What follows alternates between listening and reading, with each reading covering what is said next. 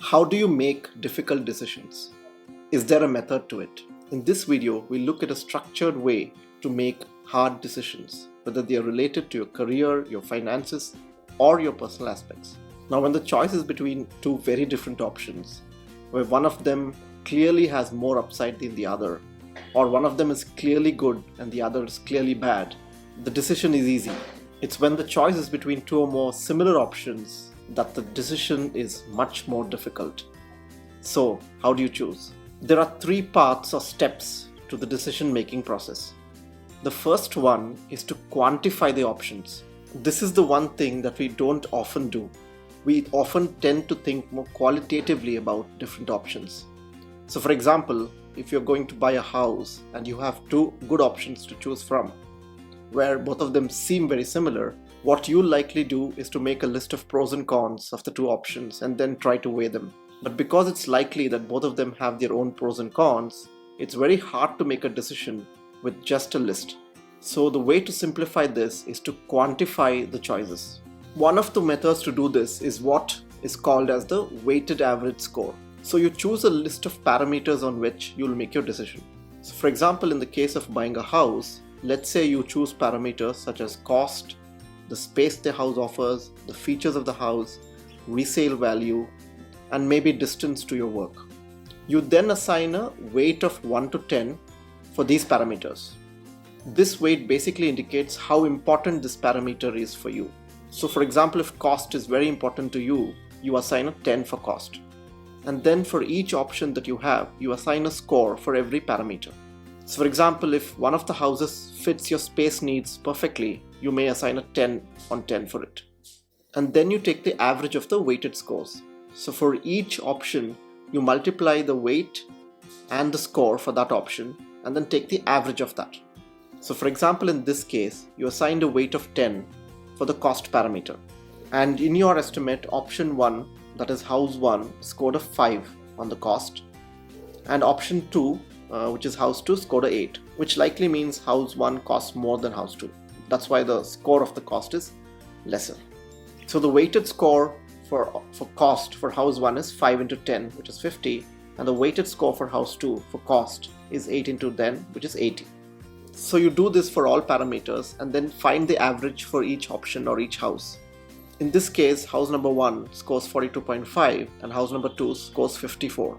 While this may have been qualitatively visible to you in your list of pros and cons, it is very difficult to make a decision unless you quantify it. Quantifying and assigning a number to the options you have will make it easier to understand which choice fits you better. The same method works in finance or career decisions as well. So if you were to use this method to choose between two job offers, the parameters you choose will likely be compensation, career growth, work-life balance, and maybe fun. And you will use the same process to arrive at a score for each option. So you've done the first step of quantifying your options and arriving at a score. But in difficult decisions, quantification is not the only aspect that you need to consider. Before we look at the other two steps and considerations in making hard decisions, please take a moment to hit the subscribe button if you want more tips on making better decisions in your career and finances. The second part to the decision-making process is to think about how easy it is to reverse the decision once you've made it.